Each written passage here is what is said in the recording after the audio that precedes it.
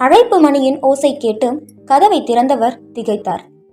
வசந்த், வா வா, என்ன இது, வரேன்னு போன்ல கூட சொல்லாம. நந்தினி வரலையா? இல்லப்பா, புறப்பட்டு வரணும்னு தோணுச்சு. ஒரு வாரம் ஆபீஸுக்கு லீவு போட்டுட்டு கிளம்பி வந்துட்டேன். அவன் முகத்தில் தெரிந்த சோகம், கவலை. ஏதோ பிரச்சனை என்பது மட்டும் புரிய உள்ளே நுழைந்தவனை மௌனமாக பின்தொடர்ந்தார். அம்மா எங்கப்பா? டாக்டர்ஸ் கான்ஃபரன்ஸ்க்காக ஏற்காடு போயிருக்கா. நாளைக்கு வந்துடுவா. நீங்க ரிட்டையர்ட் ஆகிட்டீங்க. அம்மா இன்னும் வேலை பார்த்துட்டு இருக்காங்க. உங்க அம்மாக்கு ரிட்டையர்மெண்ட்டே கிடையாது. அவ செய்யற தொழில் அப்படி, புனிதமான மருத்துவ தொழிலாச்சே. சரி, நீ என்ன குடிக்கிற? Coffee, tea? இருக்கட்டும்பா. ட்ரெயினை விட்டு இறங்கியதும் காஃபி ஷாப்பில் குடிச்சிட்டு தான் வந்தேன். உட்காருங்கப்பா. உங்ககிட்ட தனிமையில் மனசு விட்டு பேசணும்னு தான் பெங்களூர்ல இருந்து வந்தேன். அம்மா வீட்டில் இல்லாததும் நல்லதா போச்சு. புருவத்தை சுருக்கி அவனை பார்த்தார். தெரியுதுப்பா, நீ ஏதோ பிரச்சனையில் இருக்கேன்னு. உன் முகபாவமே சொல்லிடுச்சு. என்ன விஷயம்?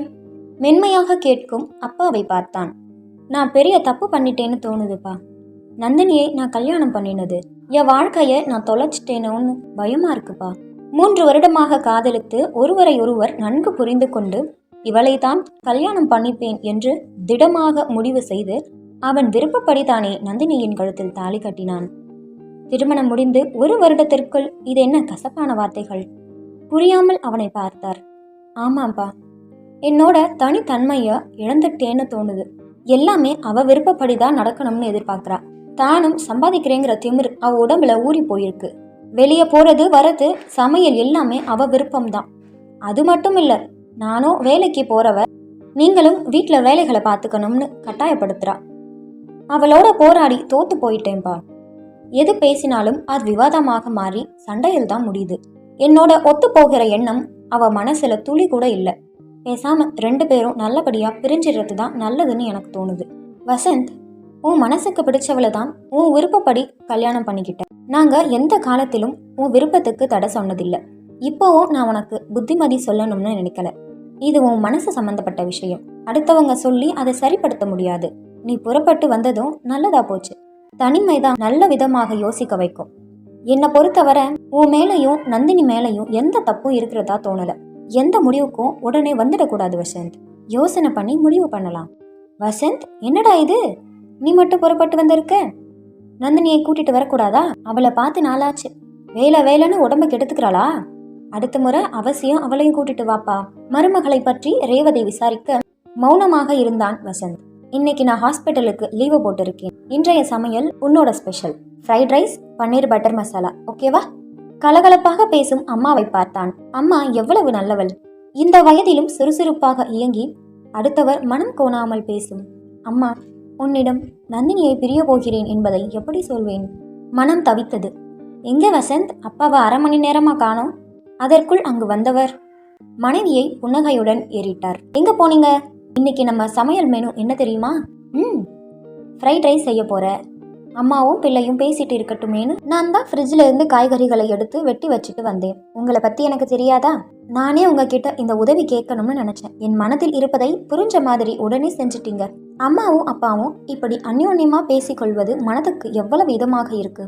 எனக்கும் நந்தினிக்கும் ஏன் இந்த ஈடுபாடு இல்லாமல் போய்விட்டது? சாயந்தரம் அப்பா வாக்கிங் சென்றிருக்க தோட்டத்தில் அம்மாவுடன் காற்றாட அங்கிருந்த நாற்காலியில் உட்கார்ந்து கொண்டான். மகனை பார்த்து புன்னகைத்தவள், சொல்லு வசந்த், அப்புறம் உன் லைஃப் எப்படி போயிட்டு இருக்கு? நந்தினி என்ன சொல்றா? நான் ஒரு பைத்தியம். 3 வருஷமா ஒருத்தர் விரும்பி கல்யாணம் பண்ணிட்டு இருக்கீங்க. நிச்சயம் உங்க லைஃப் சந்தோஷமா போயிட்டு இருக்கும்னு எனக்கு தெரியும். தேவையில்லாம கேட்குறேன். அது சரி, நீ மட்டும் வந்ததுக்கு நந்தினியும் கூட்டிட்டு வந்திருந்தா மனசுக்கு நிறைவா இருந்திருக்கும். அம்மா, உன்கிட்ட ஒரு விஷயம் கேட்கணும். அப்பாவை பத்தி நீ என்ன நினைக்கிற? 30 வருஷ தாம்பத்தியத்தில் உனக்கு முழு நிறைவு கிடைச்சிருக்காமா? மகனை விழிகள் அகல பார்த்த ரேவதி, அப்பாவை பத்தி தெரிஞ்சும் இப்படி ஒரு கேள்வி எப்படி உன் மனசில் வந்தது? என்னை பார்த்தா நிறைவா வாழறவ மாதிரி தெரியலையா? அதுக்கு இல்லம்மா, உங்க இளமை கால வாழ்க்கை எனக்கு தெரியாது இல்லையா? அந்த காலத்தில் நடந்த சில சம்பவங்கள், மனசுக்கு நெருடலான விஷயங்கள், ஒவ்வொருவர் கருத்து வேறுபாடு, இப்படி எதுவும் உன் வாழ்க்கையில் நடந்ததா? அப்பா உன்கிட்ட எப்படி நடந்துக்கிட்டாருன்னு ஒரு ஆர்வத்தில் கேட்டேன். புரியுது வசந்த், உனக்கு தெரியாத சில விஷயங்கள் எங்க வாழ்க்கையில நடந்திருக்கும்னு நினைக்கிறேன். அதையெல்லாம் எப்படி சமாளிச்சேன்னு கேட்க வர, அப்படித்தானே? அந்த விஷயத்தில் நான் ரொம்ப கொடுத்து வச்சுவ வசந்த். உன் அப்பா மாதிரி ஒருத்தர் கணவனாக கிடைச்சதுக்கு நான் கொடுத்து வச்சிருக்கேன். எனக்கு கல்யாணம் ஆனப்ப 18 வயசு. எனக்கு படிப்பின் மேல் இருக்கிற ஆர்வத்தை பார்த்து உன் அப்பா தான் என்ன மெடிக்கல் காலேஜில் சேர்த்து படிக்க வச்சாரு. என் முன்னேற்றத்தை பார்த்து உண்மையில் சந்தோஷப்பட்டார். கடைசி வருஷம் படிப்பு முடியும் சமயம் நீ பிறந்த. உன்னை நான் வளர்த்தேன்னு சொல்றதை விட இரவு பகலா கண் விழிச்சு அவர் தான் உன்னை வளர்த்தார்னு சொல்லணும். ரேவதி, நீ ராத்திரியில் கண் முழிக்க வேண்டாம். குழந்தை அழுதா நான் பார்த்துக்கிறேன். படிச்சுக்கிட்டு வீட்டு வேலையும் பார்த்து சிரமப்படாத. ராத்திரி நல்ல தூக்கம் இல்லாட்டி உடம்பு கெட்டிடும். நீ ரெஸ்ட் எடு ரேவதி என்பார். உங்க அப்பாவின் அன்பான வார்த்தைகள் எனக்கு நிறைய தைரியத்தையும் ஊக்கத்தையும் கொடுத்துச்சு. இன்னைக்கு சொசைட்டியில நான் ஒரு நல்ல டாக்டர்னு பேர் வாங்கினதுக்கு காரணம் உங்க அப்பா தான். கணவன் மனைவிங்கிறது வெறும் 3 முடிச்சில் ஏற்படுற பந்தம் மட்டும் இல்லப்பா. அதையும் தாண்டி உள்ளுணர்வோடு ஒருவரை ஒருவர் மனசார ஏத்துக்கணும். அவரவர் நிறை குறைகளோடு வாழ்றது தான் உண்மையான தாம்பத்தியம். நீ 4 வயசு சிறுவனாக இருந்தபோது ஆபீஸ்ல நடந்த கையாடலில் வேண்டாதவங்க உங்க அப்பாவை இழுத்து விட 1 வருஷம் வேலை இழந்து அவர் வீட்டில் இருந்தப்ப என் சேலை துணிமணி கூட துவைச்சி போட்டிருக்காரு தெரியுமா? இங்க பாரு ரேவதி, இந்த கேஸ்ல என் மேல எந்த தப்பு இல்லைன்னு நிரூபணம் ஆயிட்டான். திரும்ப நான் வேலைக்கு போகத்தான் போறேன். அது வரைக்கும் உனக்கு உதவியாக இருப்பதில் எனக்கு சந்தோஷம்தான் என்பார். இன்னைக்கு வரைக்கும் உங்க அப்பாவோட சந்தோஷமா நான் வாழ்ந்துட்டு இருக்கேன். மனைவிங்கிறவ தனக்கு இசைவாகத்தான் நடக்கணும், தனக்கு அடங்கி நடந்து தன்னோட எண்ணங்களை தான் பிரதிபலிக்கணும்னு நினைக்கிறவங்க மத்தியில் என்னோட திறமைகளை ஊக்குவிச்சார். தான் ஒரு சாதாரண வேலையில் இருந்தாலும் என்னை உயர்வான இடத்தில் வச்சு பார்த்து பெருமைப்படுறாரே, அந்த நல்ல மனசுக்கு நான் காலம் முழுவதும் சேவை செய்ய கடமைப்பட்டிருக்கேன்பா. குரல் நெகிழ பேசும் அம்மாவை பார்த்தான். வசந்த், இங்க வா. போன்ல நந்தினி இருக்கா. 2 நாளா உடம்பு சரியில்லையா. ஆஃபீஸுக்கு போகாம வீட்டில் தான் இருக்காளாம். நான் தான் தனியா இருக்காளேன்னு ஃபோன் பண்ணி பேசினேன். நீயும் 2 வார்த்தை பேசிடு.